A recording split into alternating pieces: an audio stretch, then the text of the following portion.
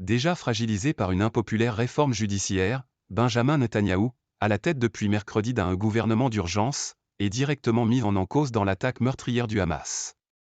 Ses détracteurs lui reprochent d'avoir ignoré la menace terroriste et renforcé le mouvement contrôlant la bande de Gaza au détriment de l'autorité palestinienne.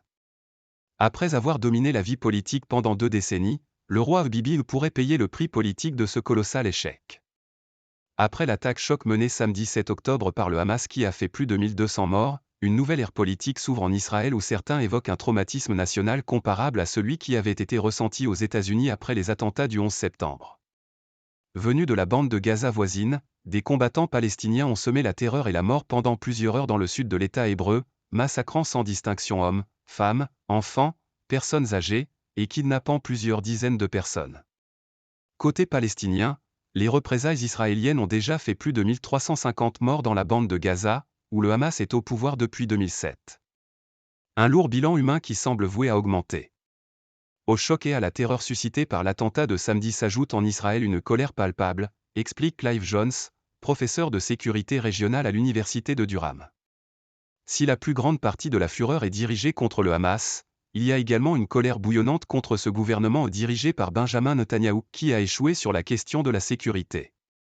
Certains commentaires, même dans des journaux centristes ou de droite, affirment qu'il s'agit certainement du pire gouvernement qu'Israël ait eu et qu'il a porté atteinte à la sécurité nationale, ajoute l'expert.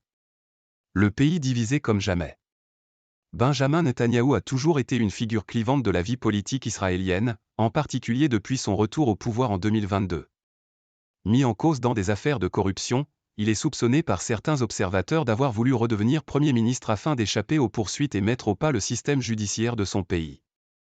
À la tête du gouvernement le plus à droite de l'histoire d'Israël, Benjamin Netanyahou cherche à imposer, avec l'aide de ses alliés religieux et suprémacistes juifs, une impopulaire réforme de la justice visant à soumettre la Cour suprême à l'autorité du Parlement.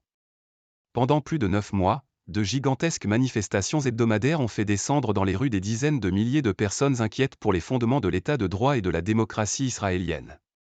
Parmi les protestataires, des milliers de réservistes ont menacé de ne plus servir dans l'armée si la réforme était adoptée, soulevant des inquiétudes sur les capacités militaires de l'État hébreu en cas d'attaque de grande envergure. Sous le mandat de Benjamin Netanyahou, le pays est profondément divisé, comme il ne l'a jamais été dans son histoire depuis la fondation de l'État en 1948, analyse Clive Jones. À l'exception d'une vidéo préenregistrée diffusée sur X, ex-Twitter, annonçant que le pays était désormais en guerre, le Premier ministre a semblé vouloir faire profil bas au lendemain de l'attaque du Hamas. Un service minimum en matière de communication de la part de la coalition au pouvoir qui a interpellé la journaliste indépendante Noga Tarnopolsky interrogée par France 24.